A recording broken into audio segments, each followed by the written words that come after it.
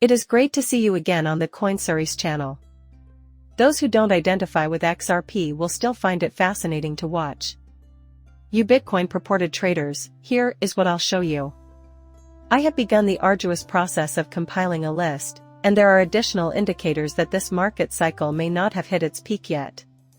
It is important to note that I do not have any background in finance and am not giving guidance in this area. Oh, and please don't rely on my advice while making a purchase or a deal, alright? Making films on YouTube on Bitcoin and similar topics is something I do for fun and for fun alone. I'm merely a fan. This is what we have here. Recording time, 5:58 p.m. Central Time on Sunday, February 18, 2024. XRP price, just over 56 cents. Bitcoin price, $52,235. There will be a change to the cryptocurrency fear and greed index in around 2 minutes. The entire asset class is worth about $2 trillion on the market. This will be refreshed and displayed here shortly. Please forgive me, but I shall press refresh as soon as we get there. On the other hand, the Bitcoin Fear and Greed Index updates only once every 24 hours and is currently sitting at 72. Then we will discover. In the event that I choose update for this entry. To be clear, I was tracking one extremely greedy day in January of this year. Yes, I should have been more explicit. Even a minor edit wouldn't make this better. I was mistaken, though, in supposing that the 2 days of extreme greed were the only ones. Along with the 2 occurrences in February, including yesterday, you can include those 2 cases of extreme greed. There will only be 4 days of extreme greed. Located below this is the screen, in case you are interested in viewing it. Right now, what you're seeing is the Crypto Fear and Greed Index timeline. Okay, I've said it before, but if this is the market high, then okay. Unlike your average blow-off top excitement, this one has a number of unique features. The bottom of the cycle will be reached in 4 days. A year and a half ago, we were given 4 days and immense greed. Here it is. When seen through the lens of 2020, before we even reached our peaks, it appears as though every day was a tremendous recharge. From what I can tell, any number of dates that is 76 or higher is deemed excessive avarice. An integer higher than 76. If this is indeed the peak, then what? Well, credible experts are stating the opposite, therefore there's good evidence to suggest we've arrived at this point already. In contrast, Bitcoin might flit around a bit higher. But maybe it won't happen for a while. Regardless, that pretty much covers it. If they are right, then let them be. However, I felt compelled to bring it up because there are a number of factors that cast doubt on it. In case anyone happened to miss my previous post, I wanted to quickly restate it. Furthermore, I should probably go over this again since there are a couple of things I forgot to include the first time around. Nonetheless, this is the content of my post from February 15th. Although cryptocurrency isn't precisely a fervent movement, it is present nonetheless. Nothing has come out of the media concerning cryptocurrencies recently, not even ads during the Super Bowl, laser eyes, or calls from friends and family asking about it. Only 2 days have exhibited extreme greed on the Crypto Fear and Greed Index since the market started to climb over a year ago. Since this is the case, the data I offered is quite unusual if the cycle top is really where we are. So, even without a craze, I still think it's fine if this is indeed the top. Some people use words like mania and euphoria to describe this. That sight is completely indecipherable to me. I have dealt with circumstances like this before, so it's not new to me. It doesn't seem to be the case by a lot of metrics. Here you will find updates to the Crypto Fear and Greed Index. The current value is 75. Therefore, it's not avarice, it's only greed. What I do have is anything new to add to the list, though. This was sent by Sam Callahan. Even if it's 5% down than its all-time high, the retail trade volume of Bitcoin on Coinbase is previously over $50,000. This is connected to something I brought up a few days ago, or perhaps even earlier, when I was telling you about something else. Ali Martinez, a chart analyst, showed a graph showing that the daily creation of Bitcoin addresses has been trending downward recently, which coincides with an upward trend in the price of Bitcoin. Since retail adoption has not increased recently, he draws the conclusion that this means the price increase is coming from institutions rather than individual consumers. Yeah, and definitely not in a way that anyone would notice. I think this lends credence to that conclusion. Maintain vigilance. Reason being, it's back, and as you can see, Coinbase had a spike in customer trading volume in the fourth quarter. If that's the case, then from whence has this been coming?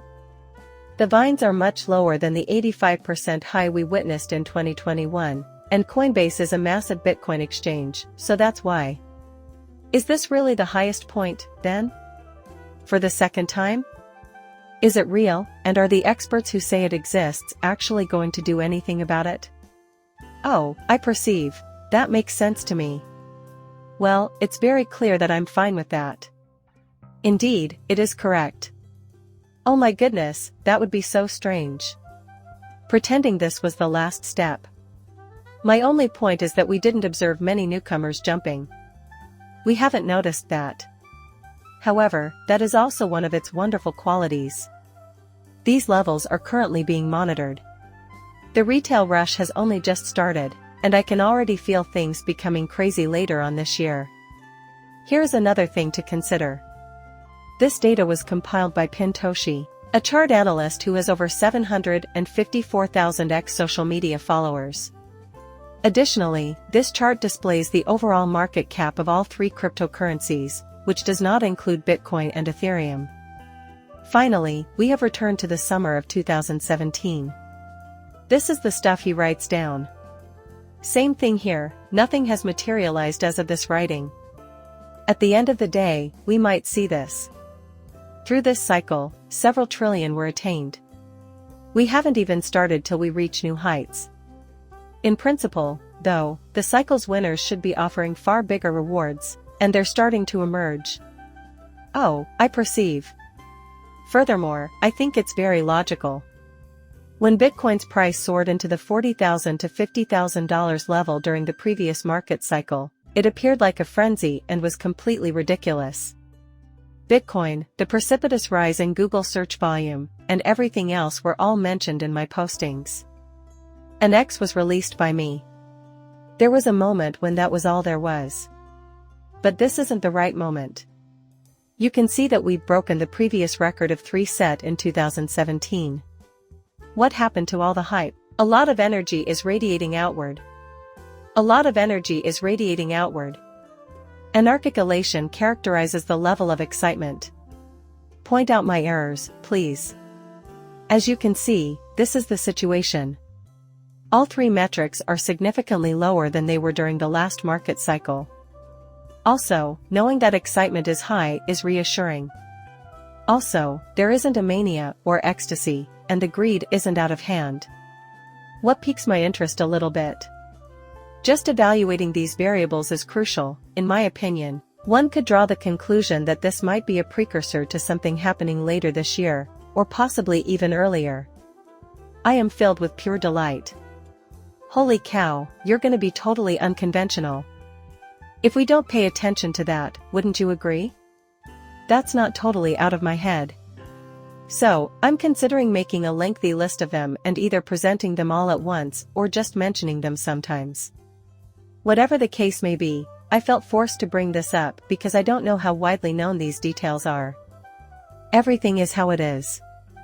I mean, I've never advocated that exchange-traded funds, ETFs, are the driving force behind Bitcoin's new all-time high, but this net one brought it up.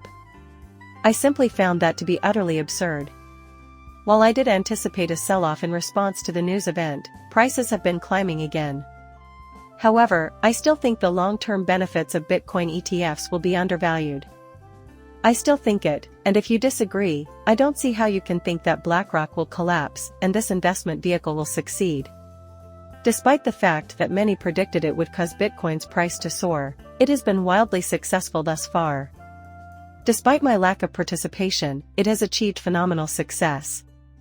Plus, this is just the beginning. The following breaking news was provided this morning by Crypto.